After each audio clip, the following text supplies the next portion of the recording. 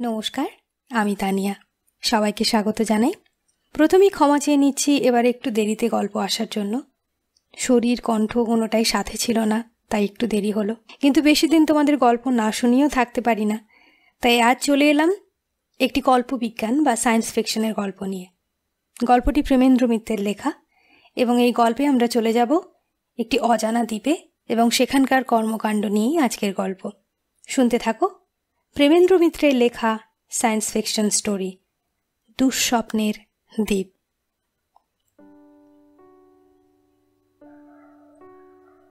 পেনাংয়ের সরকারি কীটতত্ত্ববিদ ডক্টর সূর্যকান্ত সরকারের রহস্যজনক অন্তর্ধানের কথা শোনেনি এমন লোক তখন সেখানে কেউ ছিল না। আমরা তখন ছোট, তবু আমাদের মনে আছে কি গণ্ডগোলই না এই ব্যাপার নিয়ে হয়। ডক্টর সরকার সাধারণ লোক হলে এতটা হইচই হয়তো নাও হতে পারত, কিন্তু বৈজ্ঞানিক হিসেবে তার নাম তখন ইউরোপে পর্যন্ত ছড়িয়ে গেছে। কীটপতঙ্গ সম্বন্ধে তার অদ্ভুত গবেষণা ও মতামত বিদেশের বড় বড় বৈজ্ঞানিককে বিস্মিত করে দিয়েছে। সেই অসাধারণ লোকটি হঠাৎ এক রাত্রের মধ্যে একেবারে পৃথিবী থেকে যেন মুছে গেলেন। শহরের প্রান্তে ছোট্ট একটি বাড়িতে নিজের গবেষণাগারে রাত দিন তিনি কাজ করতেন। যেদিন সকালবেলা জানা যায় যে সরকারের পাত্তা নেই, তার আগের রাত্রে পর্যন্ত তার চাকর তাকে ল্যাবরেটরিতে কাজ করতে দেখেছে। আশ্চর্যের বিষয় এই যে ডক্টর সরকারের অন্তর্ধানের সঙ্গে সঙ্গে পরীক্ষাগারের অধিকাংশ জিনিসও কেমন করে লোপাট হয়ে যায়। এই সূত্রটুকু ধরে পুলিশ অনেক দিকে অনুসন্ধান চালাবার চেষ্টা করে, কিন্তু ডক্টর সরকারের সঙ্গে তার পরীক্ষাগারের জিনিস ও কাগজপত্র সরানোয় কার স্বার্থ থাকতে পারে কিছুই ভেবে উঠতে পারেননি। এই ব্যাপার নিয়ে যারা নিজেদের মতামত দিয়েছিলেন তাদের মধ্যে কীটতত্ত্বের অন্যতম পণ্ডিত প্রফেসর রসের কথাই একটু বিস্ময়কর। তিনি বলেন যে কিছুদিন থেকে ডক্টর সরকারের ভেতর উন্মাদ হওয়ার লক্ষণ তিনি টের পেয়েছিলেন। ডক্টর সরকার নাকি এমন একটি অদ্ভুত মত সম্প্রতি প্রতিষ্ঠা করতে চেষ্টা করছিলেন যা পাগল না হলে কেউ করে না। সেই মত যে সত্য তাই প্রমাণ করতেই তিনি ইদানিং ব্যস্ত ছিলেন। রস বলেন যে সেই পরীক্ষায় ব্যর্থ হয়ে সরকার উন্মাদ অবস্থায় তার ল্যাবরেটরির সমস্ত জিনিস নিয়ে জলে ডুবে বা ওরকম কোনো উপায়ে আত্মহত্যা করেছেন। ডক্টর সরকারের প্রতি তার খ্যাতির জন্য প্রফেসর রসের একটু ঈর্ষা ছিল জেনে লোকে এ মত অবশ্য হেসে উড়িয়ে দেয়, কিন্তু তবু পুলিশ কদিন কাছাকাছি নদীতে খোঁজাখুঁজি করেছিল। অবশ্য তাতে কোনো ফল হয়নি। ডক্টর সরকার তার অন্তর্ধানের আগে কি পরীক্ষা নিয়ে ব্যস্ত ছিলেন তা জিজ্ঞাসা করায় রস কিন্তু বিশেষ কিছু বলতে পারেননি। ভাষা তিনি যা বললেন তাতে শুধু এইটুকুই বোঝা যায় যে কীটদের শক্তি যে তাদের দেহের তুলনায় মানুষ ও অন্যান্য যে কোনো প্রাণীর চেয়ে বহুগুণ বেশি, এই তথ্যটুকু ধরে তিনি নাকি একটি অসাধ্য সাধন করতে চেষ্টা করছিলেন। রস এর বেশি কিছুই বলতে পারেননি বা বলতে চাননি, এবং তার বহু বছর কেটে গেলেও ডক্টর সরকারের এই অন্তর্ধান রহস্যের কোনো সমাধান হয়নি।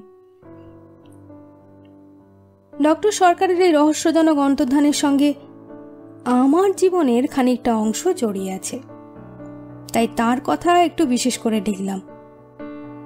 যে কাহিনী আজ বলতে চলেছি তা বিশ্বাস করবার সাহস বেশি লোকের আছে বলে আমার মনে হয় না।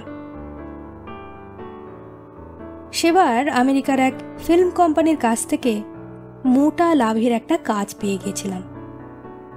ব্রহ্মদেশের বনে জঙ্গলে ঘুরে অনেক জায়গায় আমি শিকার করে ফিরেছি, বুঝি তার জন্য শিকারী হিসেবে একটু নামও ছিল। আমেরিকান কোম্পানি একেবারে ঘাস জঙ্গলের ভেতরে গিয়ে সেখানকার জন্তু জানোয়ারদের ছবি নিতে চায়, সেজন্যই তারা আমার সাহায্য চেয়েছিলেন। ছোট একটি স্টিম লঞ্চের যাত্রী আমরা, খালাসি সারেং বাদে মাত্র 3 জন। ফিল্ম কোম্পানির ক্যামেরাম্যান, কোম্পানির একজন প্রতিনিধি, তিনি ফিল্মের পরিচালক, আর আমি চলেছিলাম সরু একটি নদীপথ দিয়ে। সাধারণত এই পথে স্টিম লঞ্চ চলে না, স্টিম লঞ্চ দূরে থাক, দেশি নৌকো সে পথে কচ্ছিত দেখা যায়। চারিধারে ঘন জঙ্গল, সেখানে মানুষ বাস করতে পারে না। ইতিমধ্যে 2-1 জায়গায় আমরা নেমে ছবি তুলেছি, কিন্তু তেমনভাবে সফল হতে পারিনি। শিকার করা আর বুনো জানোয়ারদের ছবি তোলা এক কথা নয়। কোনো রকমে লুকিয়ে চুরিয়ে থেকে একটা তাক করে গুলি করতে পারলে শিকার সার্থক, কিন্তু ফিল্ম তুলতে অনেক কাঠখড় পোড়াতে হয়। জানোয়ারকে মারা চলবে না, এমনকি তাকে জানতে দিলেও চলবে না যে তার গতিবিধি কেউ লক্ষ্য করছে। এরকমটি হওয়া বড়ই শক্ত। ছোট নদীটি ক্রমশ সমুদ্রের কাছে এগিয়ে যেতে যেতে চওড়া হয়ে আসছিল। খানিক বাদেই দেখা গেল বিশাল এক গাঙের সঙ্গে সে গিয়ে মিলেছে। সমুদ্র তখনও দূরে, কিন্তু পারাপারহীন জলের বহর দেখে সমুদ্র বলেই ভ্রম হয়। সেই কুলহীন পারাবারের ভেতর মাঝে মাঝে এক একটি দ্বীপ, ঘন জঙ্গলে একেবারে আচ্ছন্ন। দ্বীপগুলিকে নেহাত ছোট বলা ঠিক নয়, লম্বা চওড়ায় কোনো কোনোটা 5-6 ক্রোশেরও ওপর।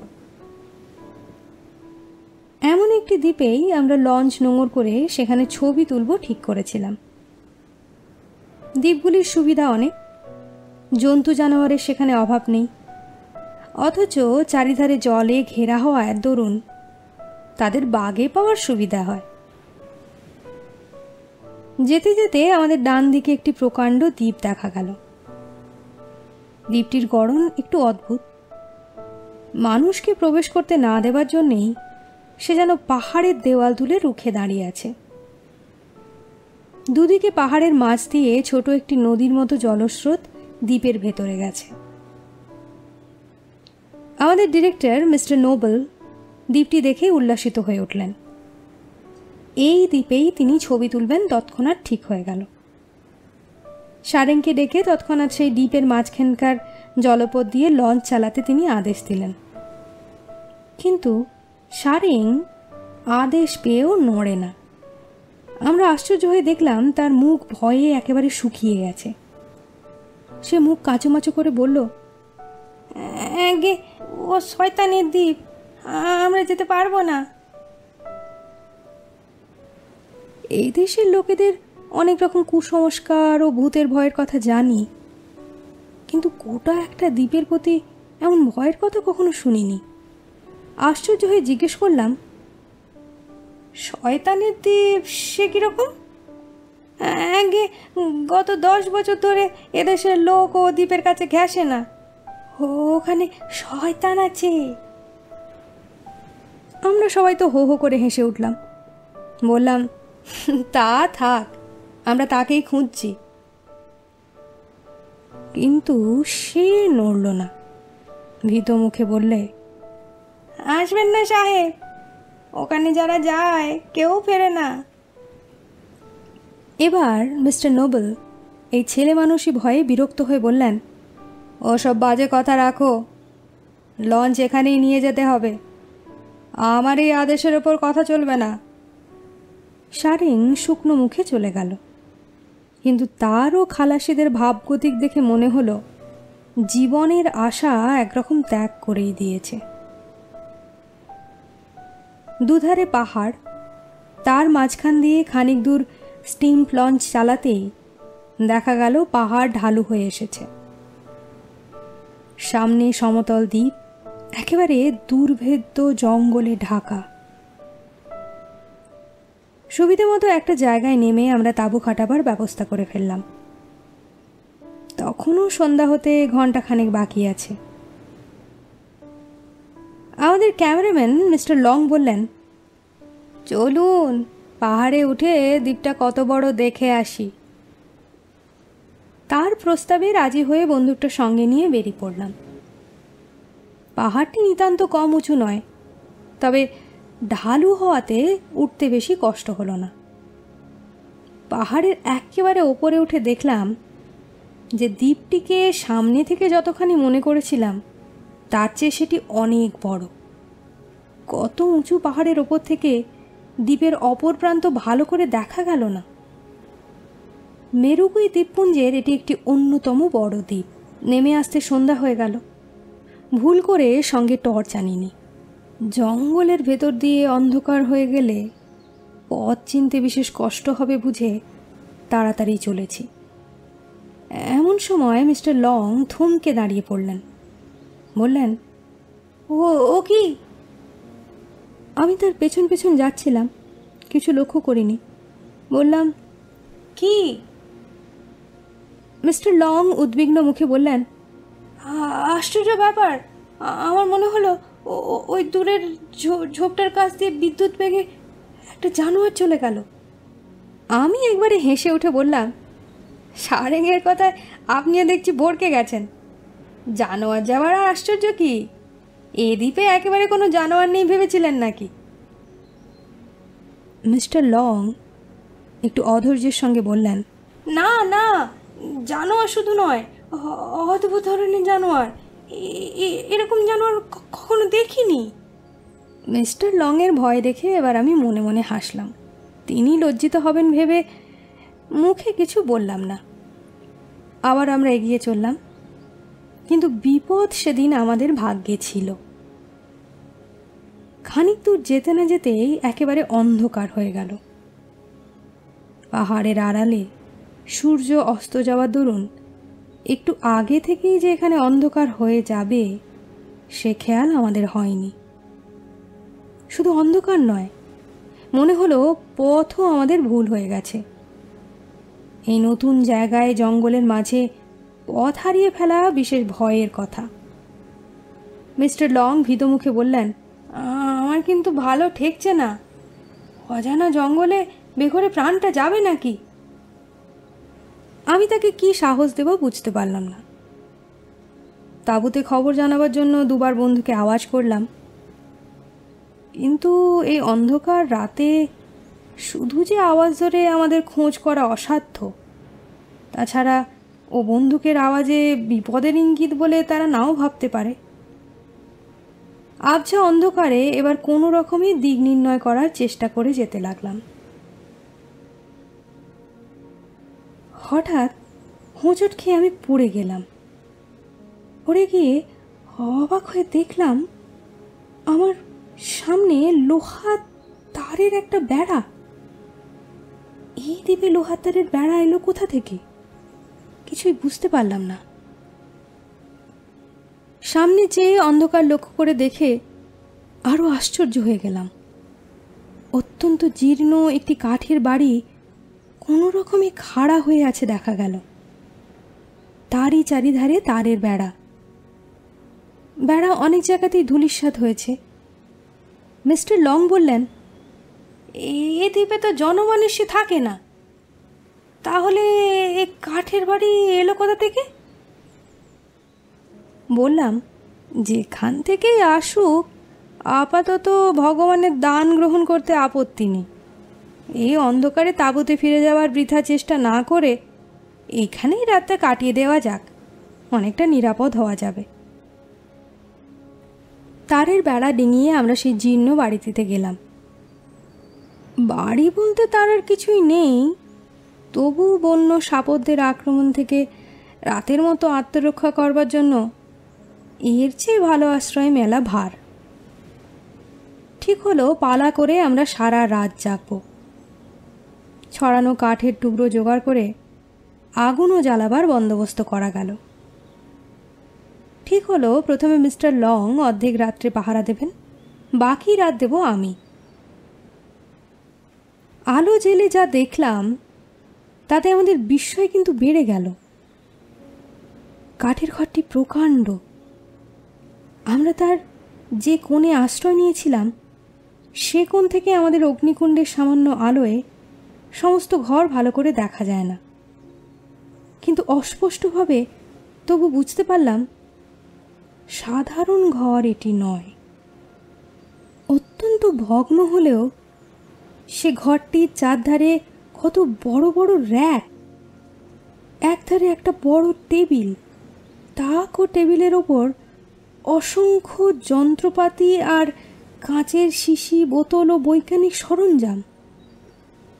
অবাক হয়ে তাই দেখছি, এমন সময় মিস্টার লং একদিকের কাগজপত্র ঘাঁটতে ঘাঁটতে একটি চমৎকার বাঁধানো খাতা বের করে আমার হাতে দিয়ে বললেন, দেখুন তো এর ভেতর থেকে বাড়ির রহস্যের সন্ধান পাওয়া যায় কিনা।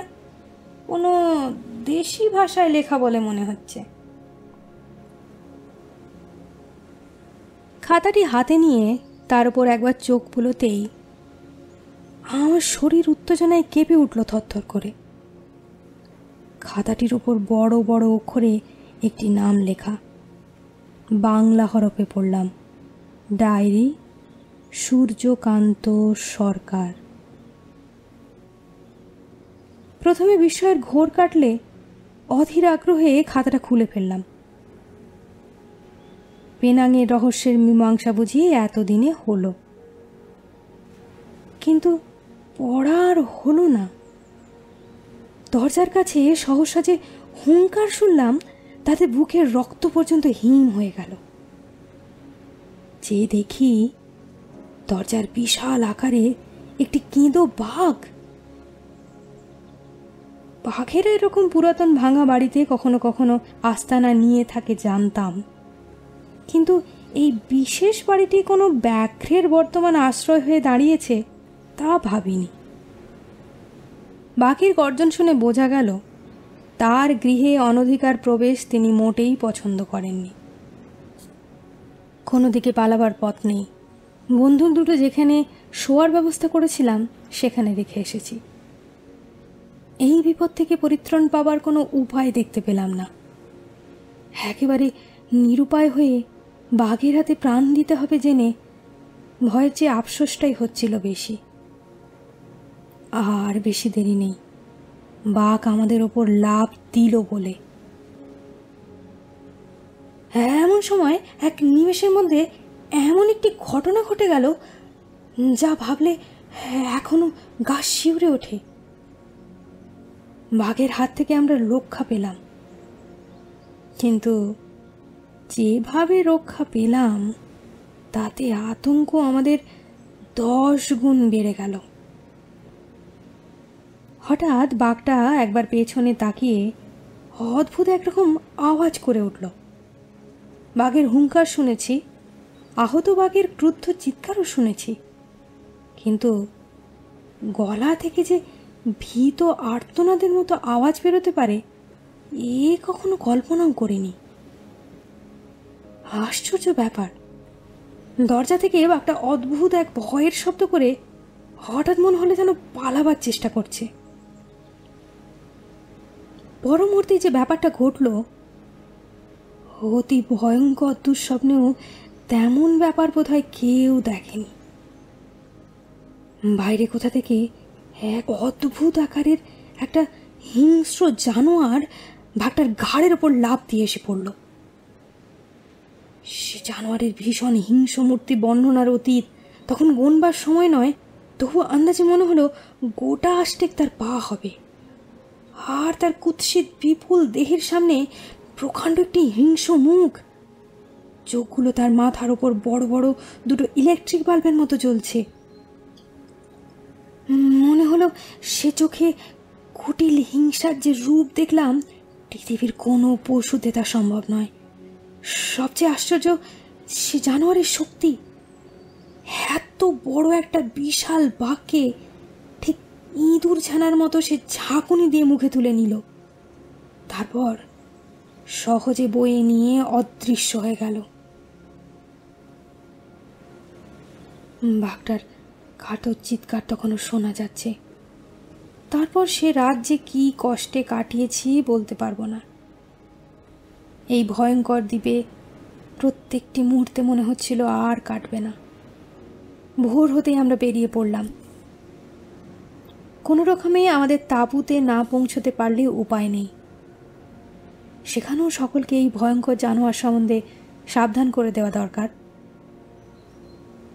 তাঁবু কোন দিকে হবে ঠিক জানি না, তবে দক্ষিণ দিকে সোজা গেলে নদীটি মিলবে এবং নদীর ধারে গেলে তাঁবু পাওয়া শক্ত হবে না জেনে সেদিকেই চললাম।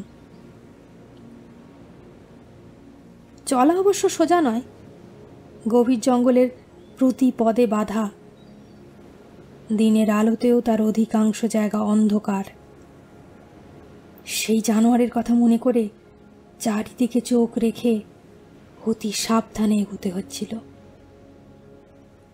একটা ব্যাপার কাল থেকে আমার মনে হয়েছে, এই দ্বীপে এ পর্যন্ত ওই বাঘ ছাড়া সাধারণ কোনো জন্তু জানোয়ার পর্যন্ত চোখে পড়েনি। এবারই আশ্চর্যের কথা, এমনকি একটা পাখির গলাও ভোরবেলা শুনতে পাইনি।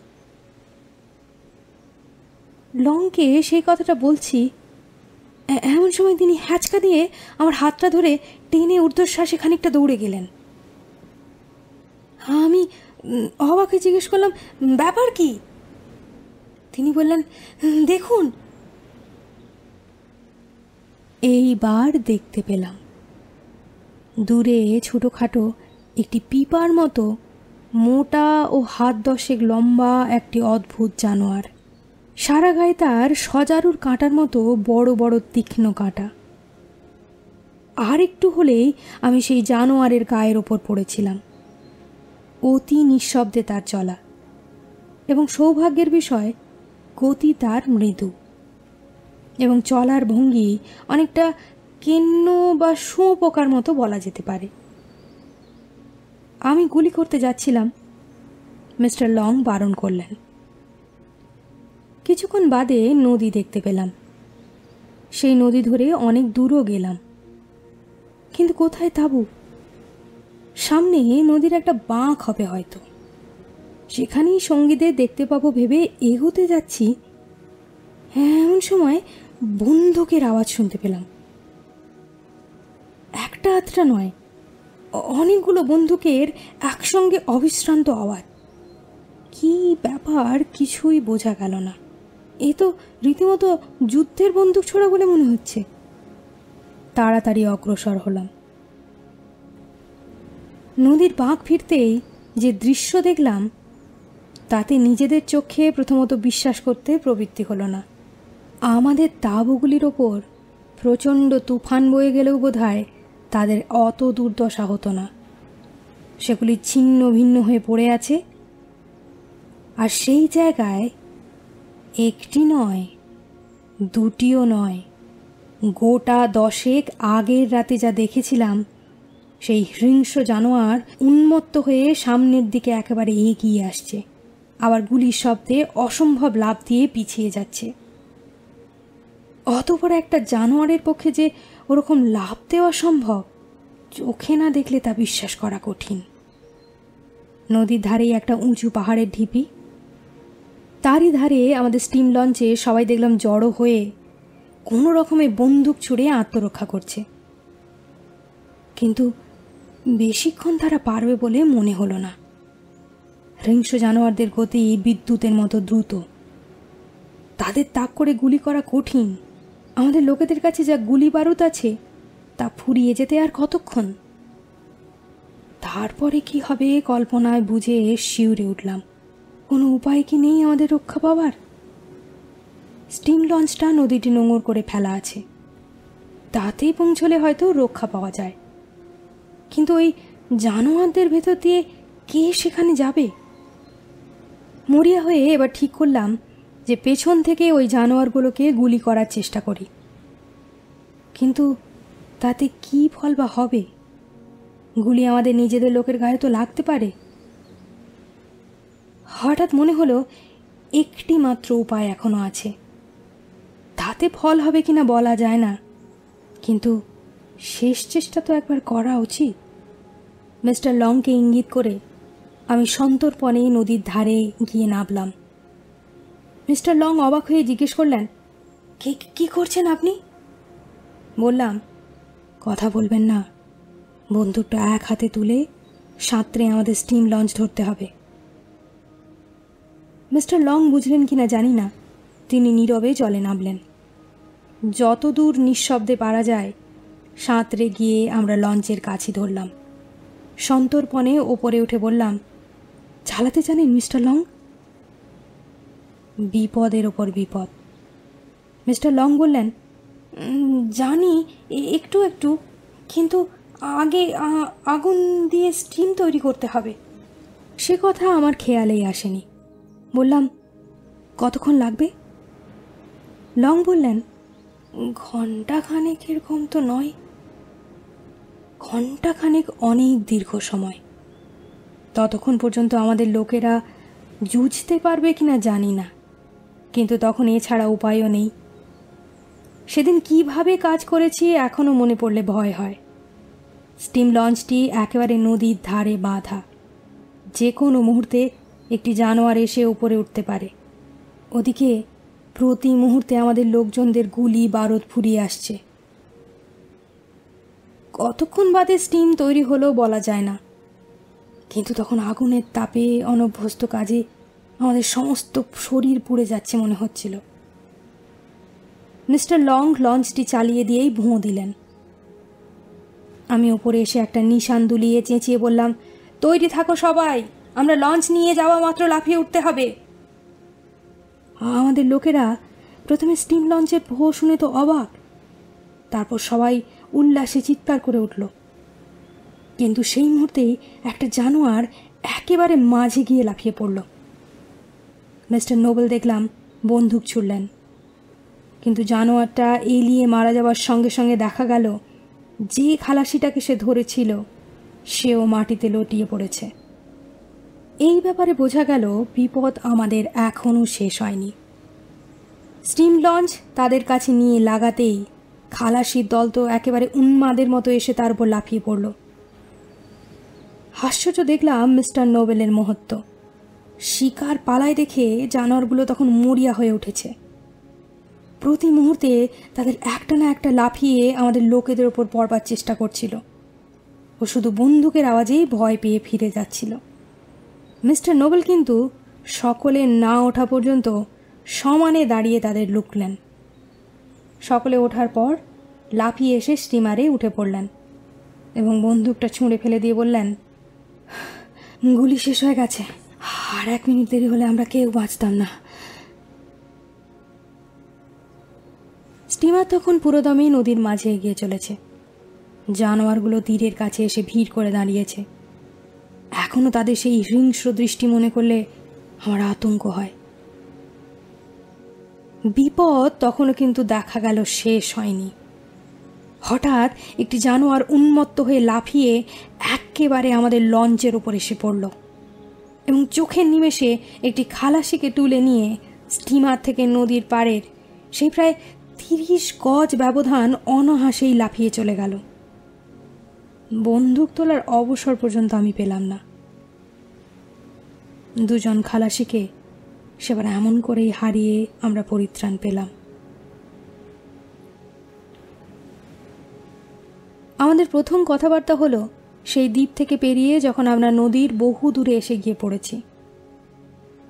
মিস্টার নোবেলের কাছে জানতে পারলাম যে ভোরবেলায় এক অদ্ভুত জানোয়ার আমাদের তাঁবু আক্রমণ করে এবং একটিকে ঠেকাতে না ঠেকাতে 10টি এসে জড়ো হয়। তারপর কিভাবে সবাই লঞ্চে না যেতে পেরে ওই পাথরের ঢিপির কাছে আশ্রয় নেয় সে কথাও শুনলাম। মিস্টার নোবেল এবার জিজ্ঞেস করলেন, কিন্তু ও কি জানোয়ার বলতে পারো মিস্টার বোস? পৃথিবীর কোনো শিকারীর কাছে জানোয়ারের কথা তো শোনা যায়নি। হঠাৎ মিস্টার লং তার পকেট থেকে একটা খাতা বের করে বললেন, বোধহয় এই খাতায় রহস্যের সমাধান হতে পারে। দেখলাম ও সেই সূর্যকান্ত সরকারের ডায়েরি। এতক্ষণের উত্তেজনায় এই খাতার কথা ভুলেই গেছিলাম। সৌভাগ্যের কথা মিস্টার লং এই খাতাটি বিপদের ভেতরেও হাতছাড়া করেননি। তাড়াতাড়ি সে খাতা লংয়ের হাত থেকে টেনে নিয়ে সেখানেই পড়তে শুরু করলাম। এই বৃহৎ খাতার সবকটা জানাবার এ জায়গা নয়, হয়তো কোনোদিন সে লেখা আমি প্রকাশও করতে পারি, কিন্তু শুধু যে অদ্ভুত কথা সেই খাতা থেকে আমরা প্রথম জানতে পারলাম সেইটুকুই জানাবো। পৃথিবীর যে হিংস্রতম জানোয়ারের হাত থেকে আমরা রক্ষা পেয়ে এসেছিলাম তা কি জানো? এই কথা বিশ্বাস করা কঠিন, কিন্তু এই মাকড়সা ও ডক্টর সরকারের অন্তর্ধান রহস্য সেই খাতার দ্বারাই পরিষ্কার হয়ে গেল। পড়ে জানতে পারলাম ডক্টর সরকার নিজের ইচ্ছেতেই তার বৈজ্ঞানিক পরীক্ষার সুবিধা হবে বলে একদিন গোপনে একটি লঞ্চ ভাড়া করে তার সমস্ত ল্যাবরেটরির জিনিসপত্র সমেত এই নির্জন দ্বীপে অজ্ঞাত বাস করতে আসেন। কিন্তু পরীক্ষা সমাপ্ত করে একদিন আবার লোকালয়ে ফিরে যাওয়ার ইচ্ছা ছিল। সেই ইচ্ছা তার পূর্ণ হয়নি। যে বৈজ্ঞানিক পরীক্ষা তিনি করতে এসেছিলেন তা সফল হওয়ার দরুনই তিনি প্রাণ হারিয়েছিলেন। কীটপতঙ্গের অসাধারণ শক্তি লক্ষ্য করে তার মনে হয় যে কীটপতঙ্গকে কোনো উপায়ে আকারে বৃহৎ করতে পারলে মানুষ অন্যান্য পালিত পশুদের কাছ থেকে যা কাজ পাওয়া যায় তার চেয়ে অনেক বেশি কাজ পাওয়া যেতে পারে। তাদের আকার বাড়াবার গোপন উপায়ও তিনি আবিষ্কার করেছিলেন। এই দ্বীপে যে রাক্ষসে, মাকড়সা, শুঁয়োপোকা আমরা দেখেছি সে তাঁরই সৃষ্টি। এছাড়া আরও কতগুলি কীট নিয়ে তিনি পরীক্ষা করেন। দুর্ভাগ্য বা সৌভাগ্যের বিষয়, আমরা সে দ্বীপে তাদের দেখা পাইনি, কিন্তু তার নিজের সৃষ্টি শেষ পর্যন্ত হয়েছিল তার কাল। ইচ্ছে ছিল ডক্টর সূর্যকান্ত সরকারের ডায়েরি একটু ধীরে সুস্থে ভালো করে সাজিয়ে গুছিয়ে বার করা যাবে। সেবারে সেই ভয়ঙ্কর দ্বীপের অভিযান থেকে ফিরে এসে সেই কাজে মন দিয়েছিলাম। এমন সময় মিস্টার লংয়ের তার পেয়ে আশ্চর্য হয়ে গেলাম। মিস্টার লং ও নোবেল তাদের কাজ শেষ হলে আমেরিকায় চলে গিয়েছিলেন। যাবার আগে মিস্টার লং এ ব্যাপারে শেষ পর্যন্ত দেখবার জন্য আয়োজন করবে বলে গিয়েছিলেন, কিন্তু তার কথা তখন বিশেষ বিশ্বাস করিনি। কিন্তু আজ যখন মিস্টার লংয়ের টেলিগ্রামটা হাতে পেলাম, তাতে লেখা রয়েছে, শীঘ্রই $4000 পাঠাচ্ছি, দুঃস্বপ্নের দ্বীপে দ্বিতীয়বার অভিযান করবার আয়োজন করুন। টাকা আসছে বুঝলাম, কিন্তু কিভাবে আয়োজন করতে হবে বুঝতে না পেরে একটু ফাঁপড়ে পড়লাম। অবশ্য একদিন বাদে মিস্টার লংয়ের লম্বা চিঠিতে সব পরিষ্কারভাবে জানা গেল। আমেরিকার এক বিখ্যাত বৈজ্ঞানিক অনুসন্ধান সমিতিকে আমাদের অভিযানের কথা জানিয়ে মিস্টার লং এ বিষয়ে কৌতূহলী করে তুলেছেন। তাদের নামেই অভিযান হবে, টাকা দিচ্ছে তারা। সেখান থেকে মিস্টার লং পরের স্টিমারে একজন বিখ্যাত বৈজ্ঞানিককে সঙ্গে নিয়ে আসছেন। তার নাম ডক্টর পামার। আমার এখান থেকে দুটি ভালো ছোট আকারের স্টিমার ও কয়েকজন বাছা বাছা খালাসি জোগাড় করতে হবে। আমার এই সমস্ত জোগাড় শেষ হতে না হতেই একদিন মিস্টার লং ও ডক্টর পামার জাহাজ থেকে এসে নামলেন, সঙ্গে তাদের এক বাক্স মালপত্র। ডক্টর পামারকে আমার প্রথম দিন থেকেই ভারী ভালো লাগলো। ছোটোখাটো মানুষটি, বয়স 50-এর ওপর, কিন্তু ছেলে মানুষের মতো উৎসাহ ও কাজ করবার ক্ষমতা। মুখে তার হাসি লেগেই আছে। তাদের মালপত্র দেখে তো আমি অবাক। তার ভেতরে শুধু দুটো জিনিসেরই নাম করছি, একটি মেশিন গান ও অপরটি একটি প্রকাণ্ড পিচকিরি। সে পিচকিরি দিয়ে প্রায় 50 গজ দূরে 20 হাত জমি একেবারে ভিজিয়ে ফেলা যায়। পিচকিরি দেখে তো আমি অবাক। জিজ্ঞেস করলাম, এ আবার কি? ডক্টর পামার উত্তরে একটু হাসলেন মাত্র, কোনো কথা বললেন না।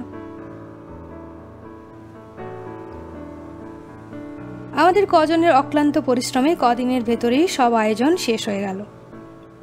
একদিন সন্ধ্যাবেলা আমাদের দুটি স্টিমার নানান রকম অস্ত্র ও বৈজ্ঞানিক সরঞ্জাম বোঝাই হয়ে যাত্রা করল। সন্ধ্যাবেলা আমরা ইচ্ছে করেই যাত্রার সময় ঠিক করেছিলাম, কারণ হলো পরের দিন ঠিক ভোরবেলা দুঃস্বপ্নের দ্বীপে পৌঁছানো যাবে। এই কদিন ধরে ডক্টর সরকারের ডায়েরিতে আমি হাত দিতে পারিনি। ডক্টর পামার ও লং কেউই সে কথা তোলেননি। রাত্রে স্টিমারের ডেকে 3 জনে মিলে বসে আছি। এমন সময় ডক্টর পামার বললেন, সেই ডায়েরিটা সঙ্গে এনেছেন তো? আমি হ্যাঁ বলাতে তিনি বললেন, আমাদের কিছু পড়ে শোনান না। ডায়েরিটা আমার কেবিন থেকে নিয়ে এসে বললাম, এর অধিকাংশই কি করে বৈজ্ঞানিক উপায়ে পোকামাকড়ের আকার বৃদ্ধি করা যায় তার বর্ণনা আছে। সে তো ভালো বুঝতে পারেনি। ডক্টর পামার তাড়াতাড়ি আমার হাত থেকে সেটা নিয়ে বললেন, আছে নাকি? কই, এ কথা তো মিস্টার লং আমায় বলেননি। মিস্টার লং ও ডক্টর পামার চেয়ার দুটো আর একটু কাছে নিয়ে এসে বসলেন। আমি ইংরেজিতে অনুবাদ করে পড়তে আরম্ভ করলাম। রবিবার 13ই সেপ্টেম্বর, রাত্রি 1টা। ঘুমোতে পারছি না, উৎকণ্ঠায় ঘুম কিছুতেই আসছে না। আজ 2 সপ্তাহ হলো মাকড়সার ছানাগুলি তাদের যে জায়গায় আটকে রেখেছিলাম সেখানকার লোহার জাল ছিঁড়ে বেরিয়ে পড়েছে। তাদের কোনো সন্ধানও পাচ্ছি না। কাল আমার একমাত্র বিশ্বাসী মগ চাকরকে পাহাড় থেকে তাদের সন্ধান পাওয়া যায় কি না জানতে পাঠিয়েছিলাম, তারও কোনো সন্ধান নেই। আমার পরীক্ষা সফল হয়েছে। যে কটি কিট নিয়ে আমি কাজ আরম্ভ করেছিলাম তার ভেতর মারা গেছে অতি সামান্য। তাছাড়া বাকি সবগুলি আকারে যেভাবে বাড়তে শুরু করেছে তাতে আমি নিজেই আশ্চর্য হয়ে গেছি। কিন্তু তাদের যদি ধরে রাখতে না পারি তাহলে তাদের এই আকার বৃদ্ধির সকল তথ্য বিজ্ঞানের দিক দিয়ে জানা যাবে কেমন করে? এই সকল বৃহদাকার কীটের শক্তি আমি যা অনুমান করেছিলাম তার চেয়েও এত বড় হয়ে গেছে যে তাদের ধরে রাখাই এখন সবথেকে বড় সমস্যা। একটা জোয়ান বাঘকে যে খাঁচায় ধরে রাখা যায় তার গরাদ এদের কেউ কেউ অনায়াসে বেঁকিয়ে বেরিয়ে যেতে পারে। সোমবার 14ই সেপ্টেম্বর। বন্দুক নিয়ে সারা রাত জেগে বসে আছি। বুঝতে পারছি আমার এই পরীক্ষার ফল সভ্য জগতে ফিরে গিয়ে হার জানানো হবে না। এই জংলা জনহীন দ্বীপে আমার সঙ্গে তারা লোপ পাবে। আমি মরি তাতে দুঃখ নেই, কিন্তু কোনো রকমে যদি আমার এতদিনের গবেষণার ফলাফল কোনোভাবে সভ্য জগতে পৌঁছানো যেত। এখন মনে হচ্ছে কেন সবাইকে লুকিয়ে এমন করে নির্জন জঙ্গলময় দ্বীপে যন্ত্রপাতি নিয়ে পালিয়ে এলাম।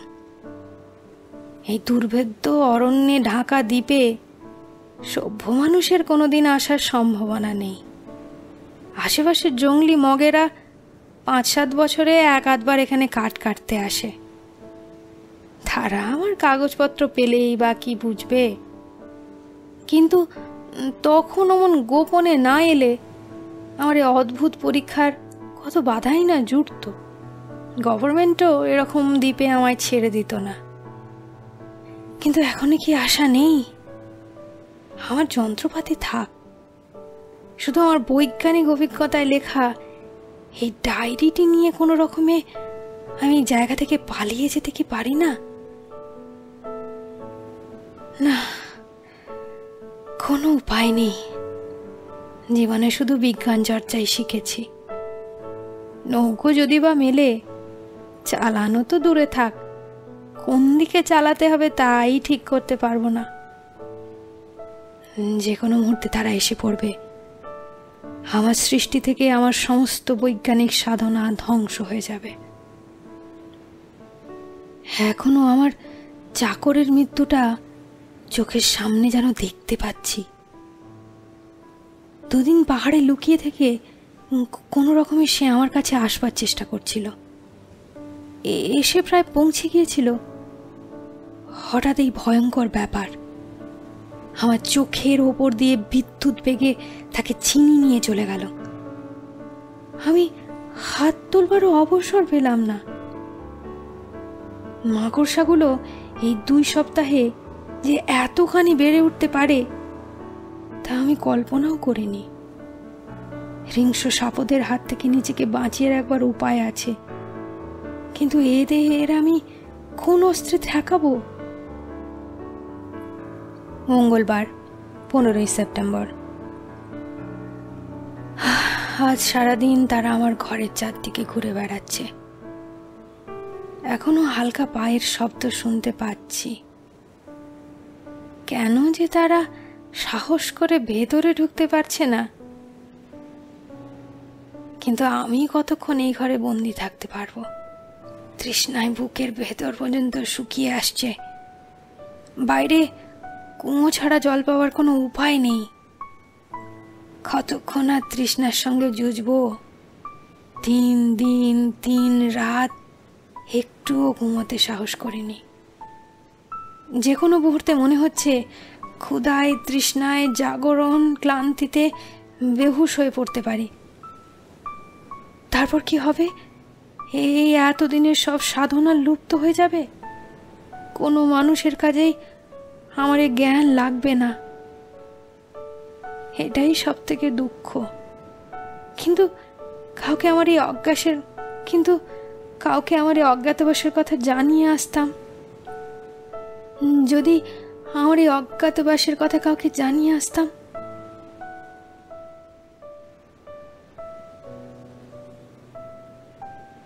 কিন্তু আমি কি ভেবেছিলাম শুধু আমার সৃষ্টি এরকম ভয়ঙ্কর হয়ে উঠবে যে আর তাকে বাঘ বানানো যাবে না? না, তৃষ্ণা অসহ্য।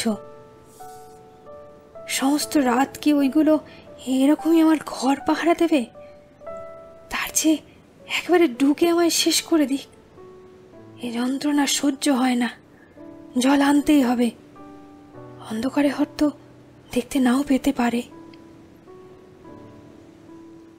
পড়া শেষ হলে ডক্টর পামার খানিকক্ষণ চুপ করে থেকে বললেন, ওই জল আনতে যাওয়ার পথেই ডক্টর সরকার মারা পড়েছেন, বোঝা যাচ্ছে। কিন্তু মাকড়সাগুলি ঘরে কেন ঢোকেনি বুঝতে পারলাম না। তারপর খানিকক্ষণ আরও কি ভেবে বললেন, আগে থাকতে আর কেমন করেই বা জানবেন, নইলে ডক্টর সরকার আরও নিরীহ কিড নিয়ে পরীক্ষা করলেই পারতেন। ভোর হতে না হতেই অদূরে দ্বীপের তীর দেখা গেল। আগের বারে যেদিকে আমরা নেমেছিলাম সেদিক নয়। এবার আমরা ইচ্ছে করেই দ্বীপের প্রান্তে নামবো ঠিক করেছিলাম। এদিকে কোনো পাহাড় নেই, সমতল তীর শুধু। স্টিমার তীরে লাগাবার আগে আমরা দূরবীন দিয়ে সবাই একবার সমস্ত দ্বীপটা ভালো করে দেখে নিলাম। এদিকে জঙ্গলও খুব পাতলা। যতদূর দৃষ্টি গেল সমতল খোলা প্রান্তরের মাঝে মাঝে কয়েকটা নারকেল গাছের সারি। তার ভেতর কোনো রকম জন্তু জানোয়ার দেখা গেল না। ঠিক হলো এই তীরে জলের খুব কাছ ঘেঁষে আমাদের আস্তানা পাতা হবে। সে আস্তানা নানা দিক থেকে সুরক্ষিত করতেও আমরা প্রস্তুত হয়ে এসেছিলাম। প্রথম দিন শুধু সেই আস্তানা পাততেই কেটে গেল। শেষ পর্যন্ত যা তৈরি হলো তা একটি ছোটোখাটো দুর্গ বিশেষ। কাঁটাতারের বেড়া ও মোটা লোহার জাল দিয়ে ঢেকে তার ভেতরে নানান রকম অস্ত্রশস্ত্র সাজিয়ে আমরা যতদূর সম্ভব নিরাপদ করতে ত্রুটি করলাম না। দ্বিতীয় দিন আমরা 3 জন কয়েকজন খালাসি নিয়ে দ্বীপের অন্ধি সন্ধি জানবার জন্য বেরিয়ে পড়লাম। আশ্চর্য বিষয়, মাইল চারেক এগিয়েও কোনো ছোটোখাটো জানোয়ার আমরা দেখতে পেলাম না। অবশেষে একজন খালাসি একটা খুব উঁচু নারকেল গাছের ওপর উঠে দেখতে লাগলো। কিন্তু জঙ্গল এখান থেকে গভীর হওয়ার জন্যই হোক বা যে কারণেই হোক, খালাসি নেমে এসে জানালো কোথাও সে কিছু দেখতে পায়নি। আশ্চর্য ব্যাপার, আরও এগোবো না পেছোবো ভাবছি, এমন সময় নিকটে কোথা থেকে একটা অদ্ভুত আওয়াজ শুনে আমরা চমকে দাঁড়ালাম। আওয়াজটা বিশেষ জোর যে তা বলবো না, অনেকটা করাত দিয়ে কাঠ চেরার শব্দের মতো। একজন খালাসি বললে আওয়াজটা সে অনেক আগেই কয়েকবার শুনেছে। আমরা বন্দুক বাগিয়ে সতর্ক হয়ে এগিয়ে গেলাম। আমাদের সঙ্গে ঠেলাগাড়িতে বসিয়ে সেই বিরাট পিচকেরিটা ডক্টর পামার কেন এনেছিলেন জানি না, সেটাও তিনি সঙ্গে করে আনতে বললেন। কিন্তু বেশি দূর যেতে হলো না। কিছু দূরেই কয়েকটা গাছের আড়াল সরে যেতেই শব্দ কোথা থেকে আসছে স্পষ্ট বোঝা গেল। সামনেই দেখা গেল দুঃস্বপ্নের দ্বীপে আগেরবারে আমরা যা দেখেছি তার চেয়ে অনেক বড় একটি মাকড়সা। আমি দেখা মাত্র গুলি করতে যাচ্ছিলাম, ডক্টর পামার বাধা দিয়ে বললেন, দাঁড়ান একটু দেখি, গুলি করবেন না। আমি অসহিষ্ণু হয়ে বললাম, এ জীবটিকে তো আর চেনেন না, একটু দেখতে গিয়ে জীবনের মতো দেখা স্বাদ মিটে যাবে, বিদ্যুতের মতো এর গতি। কিন্তু কথা বলার সঙ্গে সঙ্গে নিজেই আশ্চর্য হয়ে বন্দুক নামালাম। ব্যাপার কি, বিদ্যুতের মতো যে জানোয়ারের গতি, সে অতি কষ্টে ধুঁকতে ধুঁকতে এক পা করে এগোচ্ছে কেন?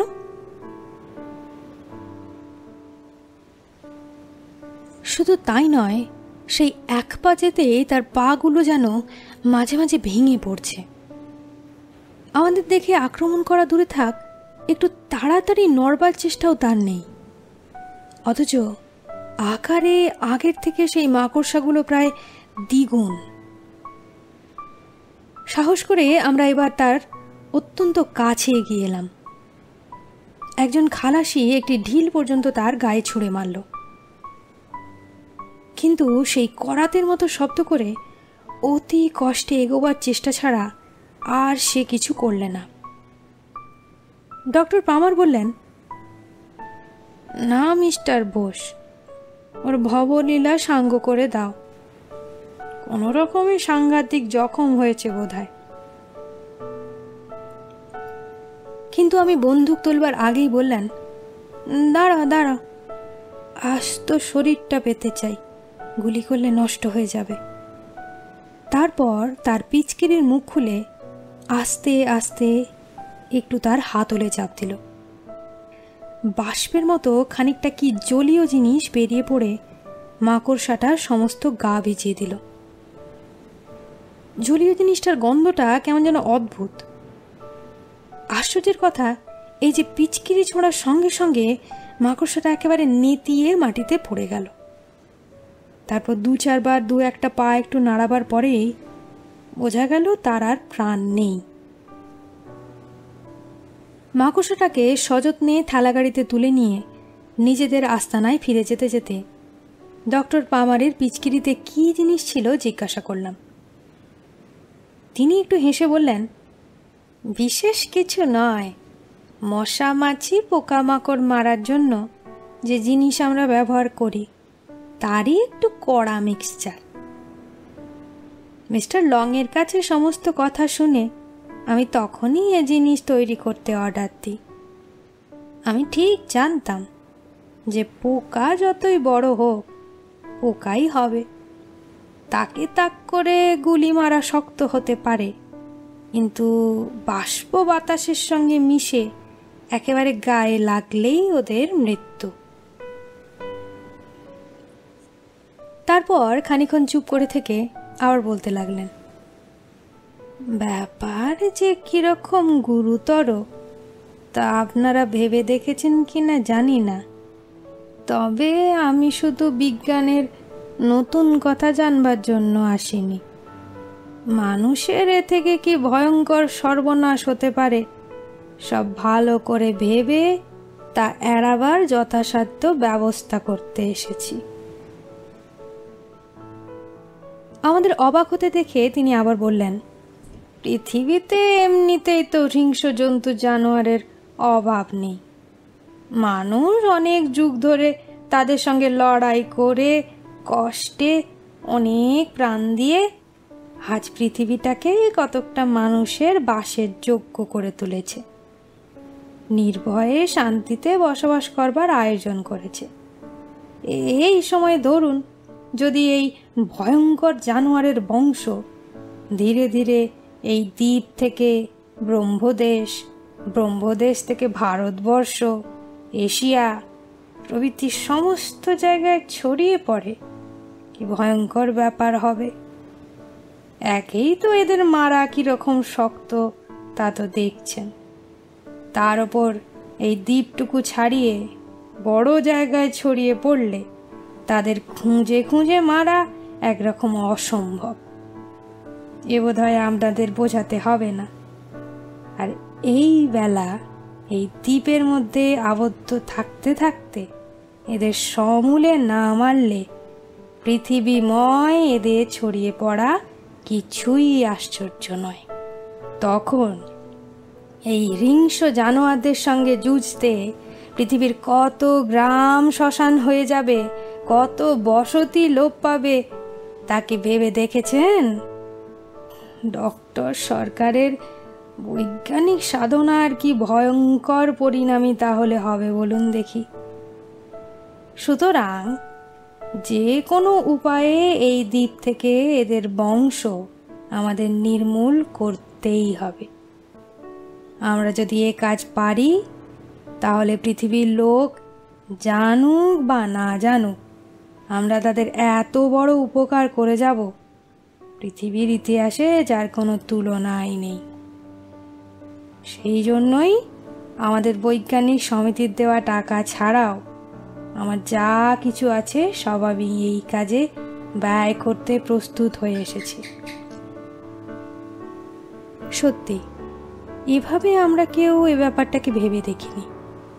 ডক্টর বামার যেভাবে পৃথিবীর ভবিষ্যৎ এঁকে দেখালেন, তাতে গা শিউরে উঠল। কিন্তু এই দ্বীপের ভেতরেই যত এই জাতের জানোয়ার আছে, তাকে আমাদের দ্বারা মারা সম্ভব? আমার মন কেমন হতাশ হয়ে গেল। তবু মনে মনে প্রতিজ্ঞা করলাম, এই মহৎ হৃদয় বৈজ্ঞানিককে প্রাণ দিয়ে আমি সাহায্য করব। কিন্তু মানুষ ভাবে এক, হয় এক। আমাদের অভিযান যে কিন্তু মানুষ ভাবে এক আর হয় এক। আমাদের অভিযান যে এভাবে শেষ হবে তা কে জানতো। তারপর 2 দিন উপরে উপরে আমরা দ্বীপের একদিকের অর্ধেক অংশ তন্ন তন্ন করে ঘুঁচে বেড়ালাম, কিন্তু গুটি কয়েক মশা ও কয়েকটি মুমূর্ষ মাকড়সা ছাড়া আর কিছুই দেখতে পেলাম না। এতগুলি মাকড়সা কি করে একসঙ্গে জখম হলো তাও আমরা বুঝে উঠতে পারলাম না। তৃতীয় দিন আমাদের সাহস বেড়ে গেল। কয়েকটি দলে ভাগ হয়ে আমরা পশ্চিম দিকের পাহাড় পর্যন্ত দ্বীপটা খুঁজে বেড়াতে লাগলাম। সন্ধেবেলা যখন সবাই আস্তানায় ফিরে এলাম, তখন সকল দলের মুখে সেই এক কাহিনী। দ্বীপময় নানা জায়গায় শুধু মরা ও মুমূর্ষু মাকড়সা পড়ে আছে। আমরা যা দেখে গিয়েছিলাম, আকারে তারা তার চেয়ে ঢের বড়, কিন্তু কোনো অজ্ঞাত কারণে, জানি না কেন,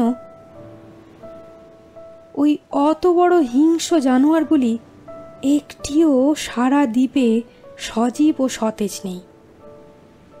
দ্বীপের অন্যান্য জানোয়ারদের কয়েকটা পাওয়া গিয়েছিল।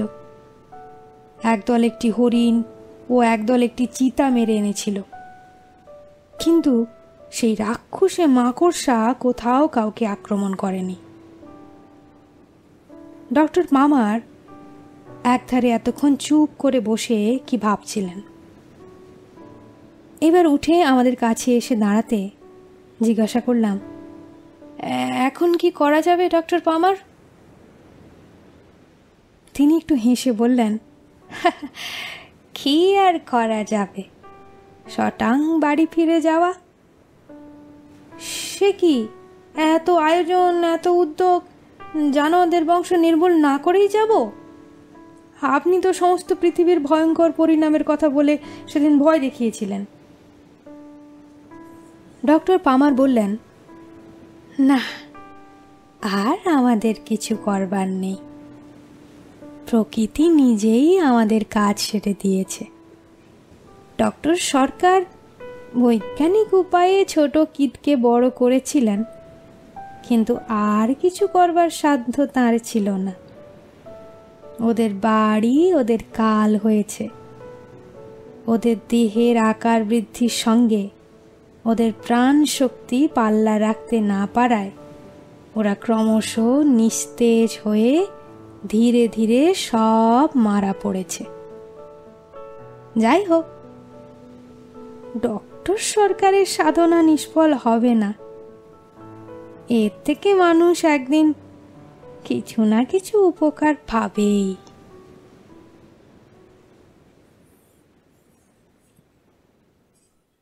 নমস্কার, শুনছিলে আজকের কল্পবিজ্ঞানের গল্প দুঃস্বপ্নের দ্বীপ। কেমন লাগলো তোমাদের জানিও কমেন্ট বক্সে। আর তোমরা আমাকে কমেন্ট বক্সে প্লিজ জানিও তোমাদের আরও কোনো নতুন নতুন গল্পের সাজেশন থাকলে। আমার মাথায় মাঝে মাঝে আসে না কি শোনাবো তোমাদের, তোমরা একটু জানালে আমার গল্প বাঁচতে সুবিধে হবে। যদি ভালো লাগে অবশ্যই লাইক করো, নিজের বন্ধুবান্ধব ফ্যামিলিদের মধ্যে শেয়ার করো। আর যারা যারা এখনও সাবস্ক্রাইব করোনি তারা সাবস্ক্রাইব করে নিও। সবাই ভালো থেকো, সুস্থ থেকো, ধন্যবাদ।